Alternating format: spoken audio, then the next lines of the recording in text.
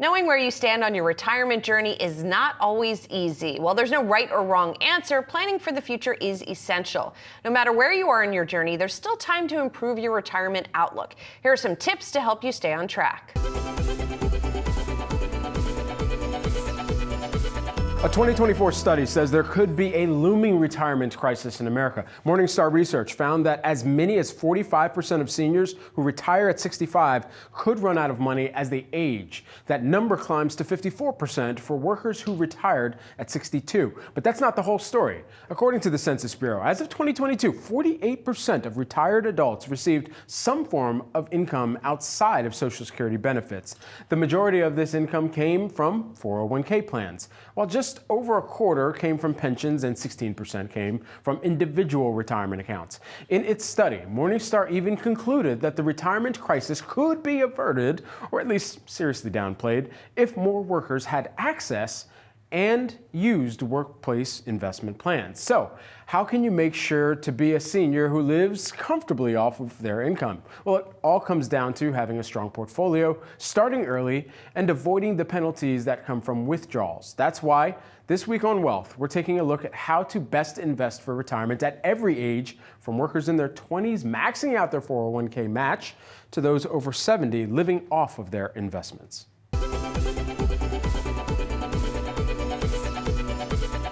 This week on Wealth, we're taking a look at how to best invest for retirement at every age, from workers in their 20s maxing out their 401k match to those who are over 70 living off their investments. And today, we're narrowing in on how to save in your 40s and 50s. Fidelity found that the average member of Gen X has an average of $192,000 saved in their 401k, but also have the highest rate of outstanding 401k loans out of all generation. Here, with some advice for the middle-aged retirement savers, we've got Andrew Fincher, who is the VLP Financial Advisor. Andrew, good to have you here with us today. How much should people have saved by their 40s? Yeah, Brad, thanks for having me on. Really appreciate it. So it's something we like to say in the industry, and I know people want a number, but it really depends, right?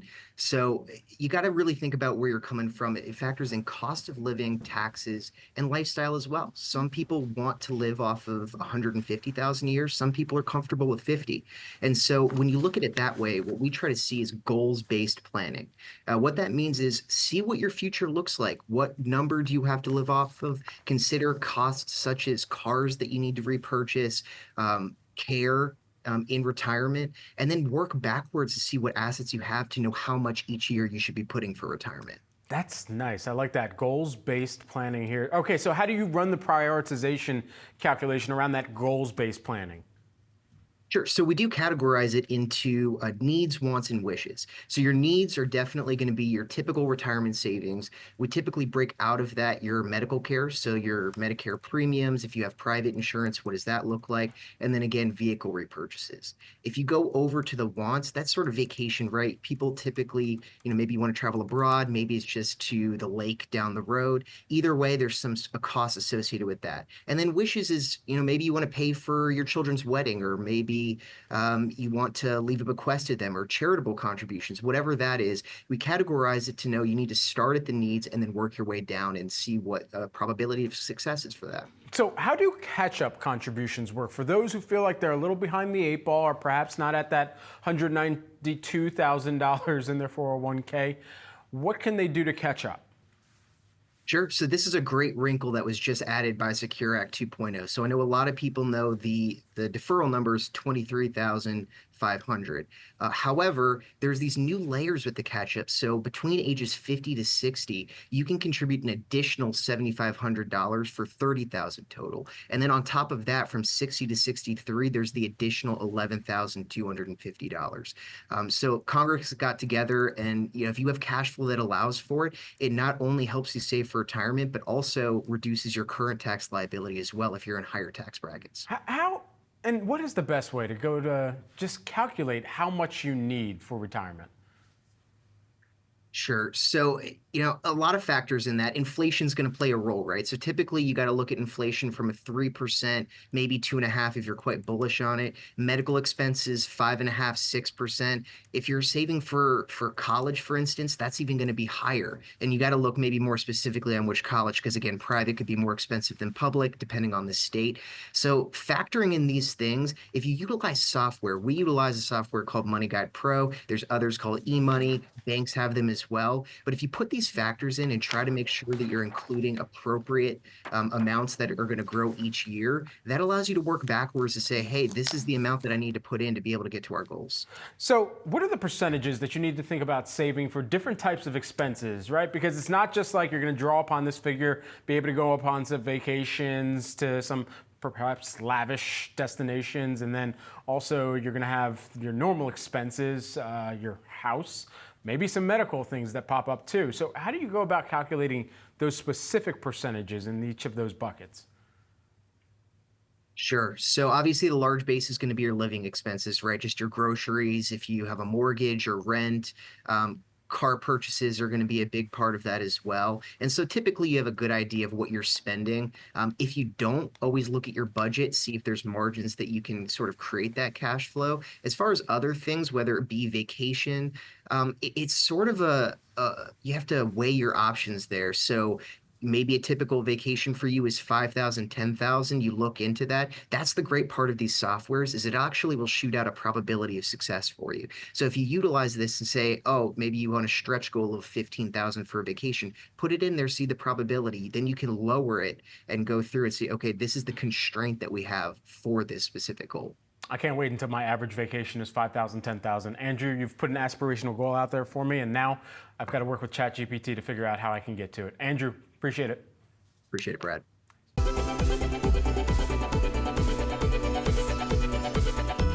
According to BlackRock's Read on Retirement report, 68% of baby boomers feel ready for retirement. Around half aren't sure how much they'll be spending in retirement or how to calculate how much they need.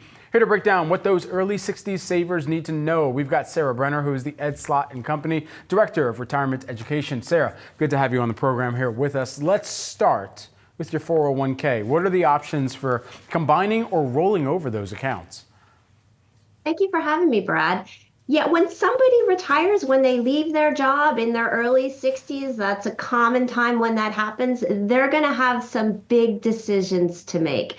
And it's really important that they consider all of their options before doing anything.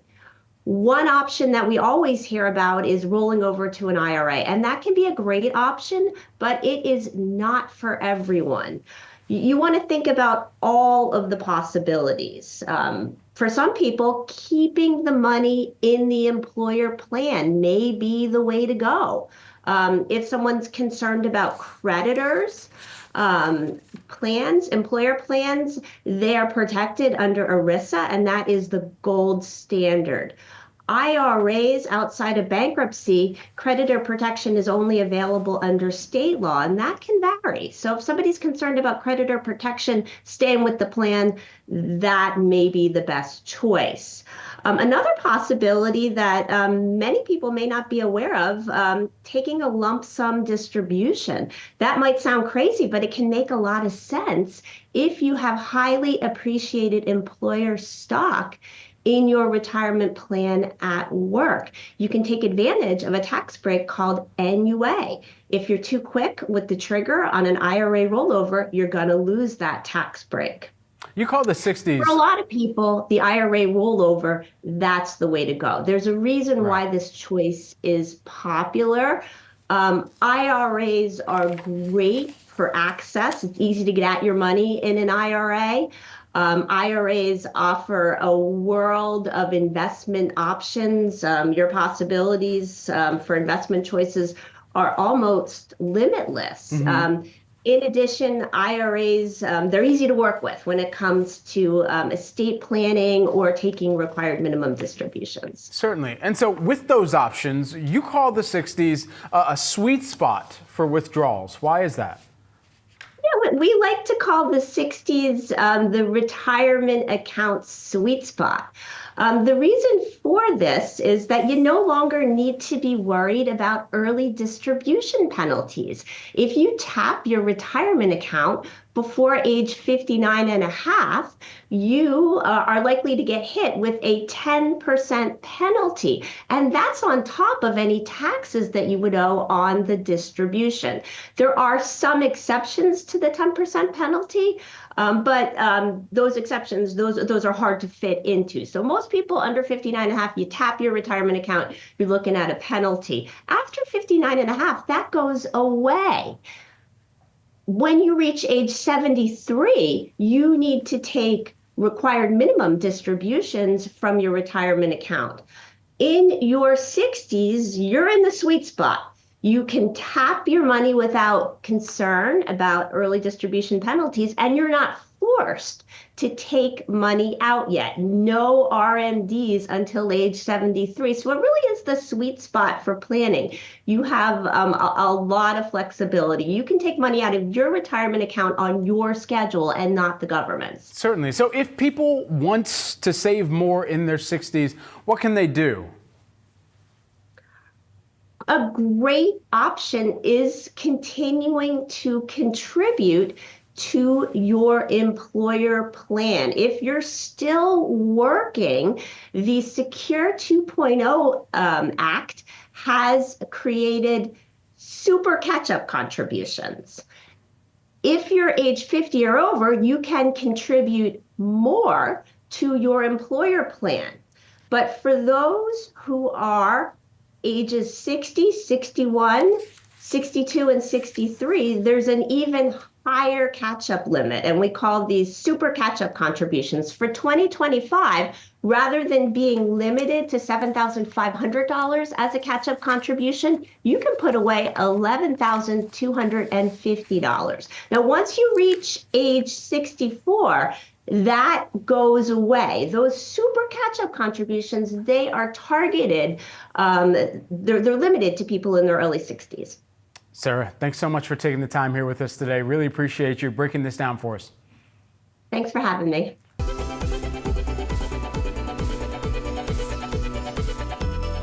All week long on Wealth, we've been covering investing for retirement at every age, from the beginning to the end of your career. Today, we're breaking down the mid-60s, the time when most people start thinking seriously about leaving the workforce.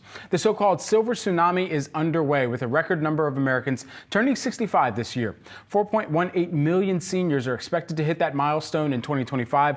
Joining me now with some advice for the incoming wave of new retirees, we've got Rita Asaf, who is the Fidelity Investments Vice President of Retirement Offerings. Great to have you here with us, Rita. So first and foremost, let's talk about this silver tsunami. What are some of the figures, and how many people are we anticipating will be a part of this so-called tsunami?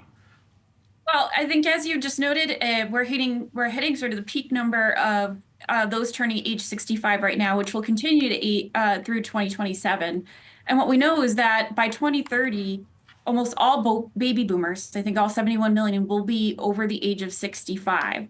So it is definitely a tsunami, and it's coming very quickly. And so as you think about how much you should have saved by your 60s, what is kind of the good, and I know the number is different for everybody, but perhaps what is a good barometer that you're seeing be more widely used among this age cohort? Yeah, the number does vary. Everyone wants a number. What's my number? And it really does depend on your personal needs and what you plan to do in retirement. But ideally, what we say is that you should be able to replace, with your savings, about 45% of your pre-retirement income. And you want to try to withdraw no more than 4.5% of your savings each year. Now, this could be adjusted up or down depending on when you retire, if you retire earlier, if you retire later. But that's the general guideline. And so if you're in your mid-60s, what's your checklist for retirement to make sure you're ready? Well, now that you're that close to retiring, you really need to get to brass tacks. So first, I would say identify your personal financial goals and create that detailed retirement income plan. You want to determine if you have enough money to last throughout your retirement. So, example, where do you want to live? What will you be doing? This will help you identify those expenses that are essential and non-essential. And ideally, you want to have essential expenses covered by guaranteed income sources, such as Social Security or annuities, because these keep up with inflation. And then discretionary expenses should be covered by either your savings or investment income. So that way, say there is a market downturn, you can cut back without hurting your day-to-day. Second, take a look at your Social Security and your claiming strategy.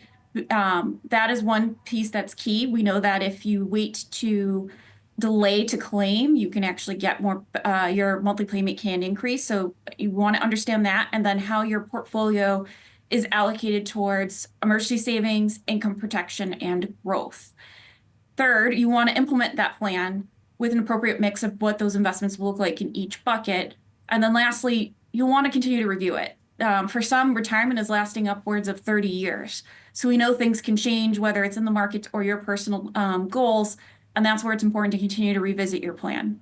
And so all of this in mind, how should you be shifting your investments when you are in these years and really kind of getting down to brass tacks with your retirement planning? Well, it's easy to say you're probably less aggressive as you head towards closer to retirement. And we know that retirees are often looking at trying to become conservative with their short-term investments during this time. And that is tempting, but you don't want to get too far down, too conservative or too aggressive, because given that retirement may last longer with longevity and healthcare innovation out there, you might need to actually build in some growth potential. So you'll need a balanced portfolio that keeps in mind some short-term investments that you can use for your day-to-day living, but then some growth potential that can help you. So for conservative investments, you'll want to really look at anything with a fixed return, such as a CD or annuity, and then anchor that with some growth investments that can withheld and grow with inflation if that actually occurs. Okay, and while we have you here, required minimum distributions, known as RMDs here, what do we need to know about this? Well, as you save in those tax-deferred pre-tax and retirement savings, at some point you do actually have to take that money out through what we call required minimum distribution, which right now is at the age of 73. That will increase per Secure 2.0 in 2033 to age 75. So the deadline for taking RMDs is generally December 31st, although in the your first year that you take RMDs, you can actually delay that to your second year. But this is where, when you're taking RMDs, you really need to consider your tax liability and how that impacts things, because there is a tax impact to RMDs, and it does create, RMDs are treated as taxable income, which can have a domino effect depending on what that means to both your Medicare premiums and other factors that you have from other income. So you want to just be careful of how those RMDs factor into your tax strategy. Really great breakdown. Rita, thank you. Thank you for having me.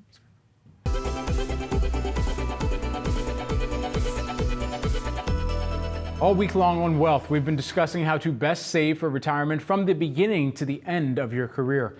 According to the CDC, the average life expectancy for Americans is over 77 years old, with women living an average of 80.2 years. And assuming retirement between 60 and 65, that means your retirement funds need to last over a decade. So here was some advice for those over 70 on making their money last. Is Lawrence Sprung. He's the Midland Financial founder and the author of Financial Planning Made Personal. Larry, great to have you back here in studio with us. So how much should people have saved in their 70s? So there's a lot of rules of thumb out there. One is 10 to 15 times what their most recent annual earnings were, or 20 to 25 times what their annual expenses are. Now, those are rules of thumb. You want to take a look and see if that works specifically for you, but it's a good starting place for most folks. You recommend dividing your money into 3 different buckets. Explain what you should have in each one. Yeah, so you don't want to have all your money designed for long-term investments, super maybe additional risk involved, but you also don't want it super conservative in case inflation starts rearing its head. So we highly suggest diversifying amongst those time frames, having some money available short-term, maybe in a high-yield savings account that's liquid, higher rate of interest, have your midterm money more conservative than the long-term money, getting a higher rate hopefully than the high-yield savings and some growth. growth. And then for monies that may be 6, 7 years longer that you don't need that for, have it in more high growth areas than income generating areas. Now, at age 73, we know investors have to start taking required minimum distributions, those RMDs. How do you recommend budgeting those funds? So plan for them, right? Have an idea. Don't wait till you're 73 to have an understanding of what your RMDs are going to be, because keep in mind, you have the opportunity to convert IRA money to Roth IRA money if you want, because that may end up reducing those required minimum distributions in the future. You might be paying lower taxes, but it's something you should look at and understand what the impact to your income is going to be, because there are also ancillary effects that it may have. Taking RMDs, that can also increase your tax burden though as well. And to what extent, so how do you kind of make sure that you are offsetting the tax burden with those distributions as well? Yeah, so the distributions are fully taxable. As you take that money out of your IRA, required minimum distribution or not, you're being taxed on it as if you earned it, which can, like I said earlier, could have some ancillary effects. For example, Medicare premiums can be impacted because your income and your Medicare premiums, what you're paying, are directly tied. So when you go into RMD phase, you can end up putting yourself in another bracket, paying higher Medicare premiums as a result. So the way to avoid the taxes on the required minimum distribution or take it on earlier is convert earlier, pay the taxes now, and then you convert that money and you'll never pay taxes on it again while it's in the Roth IRA. Percentage of your savings that should really be allocating and perhaps bucketing towards medical expenses. Yeah, so I mean, that really depends on your personal situation, right? If you're rather healthy, you can have that bucket a little lower, less filled, if you will. If you are somebody that goes to the doctor often, has medical conditions, then I would err on the side of caution and perhaps have some additional funds available. Larry, great to see you here in studio. Thanks so much for taking the time. Thank you. Absolutely. The number of retirement account millionaires surged last year, according to the new data out from Fidelity. With more details on what drove these gains, we've got the senior columnist here at Yahoo Finance, Carrie Hannon. Carrie, what do we need to know? Hey, Brad. Yep, great news for millionaires. It jumped. Fidelity's numbers showed that last year, a 27% jump in millionaires who are 401k millionaires. This is, great news on many levels, and we can explain it because, oh my goodness, we had a pretty robust economy last year. Inflation was easing, the interest rates dipped down, the Fed cut those rates, the S&P was up something like 23%. So there was a strong market behind these numbers. And what we found is that, or what Fidelity found, was 4 in 10 of these millionaires are boomers. 57% of them were Gen X and 2% were millennials. And the reason why boomers weren't number one is because they've already started to pull some money from these retirement accounts to use in retirement. But Brad, you got to understand, the reason why these folks have become millionaires is, yes, we had a great year last year, but they have been saving on average for 26 years. And they have put in an average of 18% contributing every year. So that's 18% pre-tax, and that combines employer and employee contributions. That's a lot. And so it's steady, consistent. It's a long-term game. If you want to become a 401k millionaire, you got to be in it for the long haul, be consistent, and keep contributing. And that will make all the difference in the shaky markets. When the markets get volatile as well, you stay the course. And so, Carrie, there are some people out there who might be getting a bit worried that they don't have $1 million in that 401k. What's the average balance in those retirement accounts? We've got a couple seconds here. Oh, shoot, 131,000 roughly for 401ks, 127,000 roughly for IRAs. But, Gen X has, 590,000 roughly. So those are average numbers. And you got to remember, people are ticked up. They actually did start contributing more last year, 14.1%. So it's still below the 15% most advisors tell people to set aside pre-tax, but it's getting better. Carrie, thanks so much for taking the time and breaking this down. Thanks, Brad.